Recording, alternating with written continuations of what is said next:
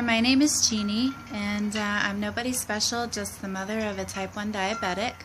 If you're watching this, more than likely you or someone you love has recently been diagnosed with type 1 diabetes. First of all, I'm not a medical professional. I'm not here to give any medical advice. I just have it on my heart to try and share to those of you who are newly diagnosed, and maybe give you a little heads up on some information. I know in the very beginning, especially if you have no experience whatsoever with type 1 diabetes, it could be very overwhelming. And it takes a lot of education, and by no means am I going to be able to tell you everything there is to know, because I myself am still learning, and it is, of course, a lifelong disease. So you will learn as you go, and there's something to be said for that. But I definitely feel like there are a lot of things I wish I would have known from the very beginning.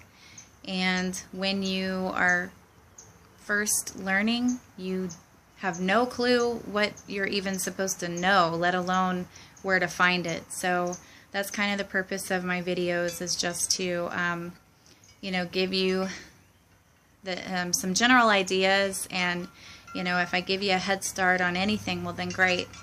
One of the things I want to mention in this video, the first video that I'm doing, is how important it is for you to share your story.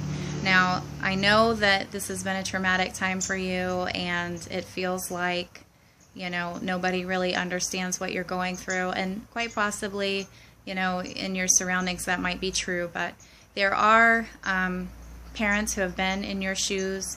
There will be new parents, with type 1 diabetics being diagnosed every single day. And I feel like knowledge is power, and knowing the signs and symptoms of type 1 diabetes can save a life. So for me, in this first video, one of the first things I want to do is share my daughter's story, and also encourage you to share yours with your school, with your children's daycare, with your nieces and nephews, any children, your Facebook. Because like with my daughter and with a lot of other parents, when your child gets sick, I'm actually a mother of 4, so by my 4th one, I'm thinking I'm pretty confident.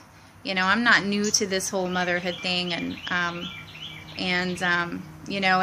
so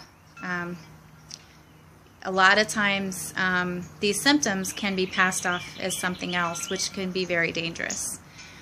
So with that being said, it was July of last year, 2014, and my daughter was drinking a lot of water, and she was wetting the bed, which she was only 3, so wetting the bed was, she was just newly potty trained, so wetting the bed wasn't out of the normal for me.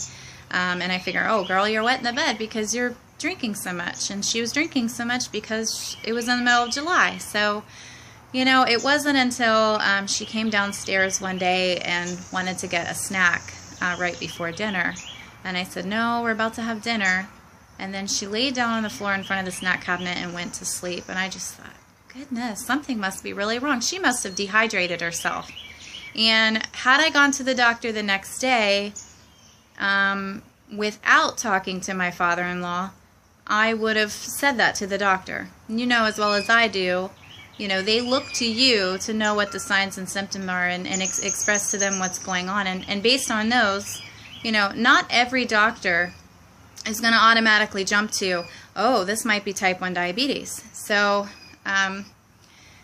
my father-in-law actually, we told him what was going on, and he said, oh, well, I have type 2, and, excessive thirst is one of the symptoms. So we Googled it and looked it up, and of course I wasn't claiming that, but, honestly, that is what, that information right there, as far as I'm concerned, saved my daughter's life. Because the next day I brought that up, they checked her blood sugar right away, and sure enough, she was almost 600. We were rushed to the emergency room. She was in the hospital for 5 days.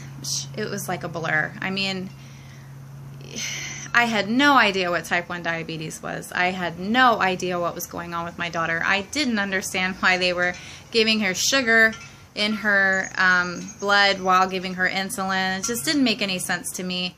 And the only thing they kept saying to me was, it's nothing you did, and your daughter can have a long and healthy life. And those 2 sentences right there, the only thing that did for me was clue me into, oh my gosh, you know, this is very serious. And actually scared me quite a bit. So, you know, it was really a blur. I mean, it was really hard few days. And, you know, there are a lot of parents out there who go into the doctor and they don't have that information and they don't come home with their babies. And so that just really, really, you know, tugs on my heart.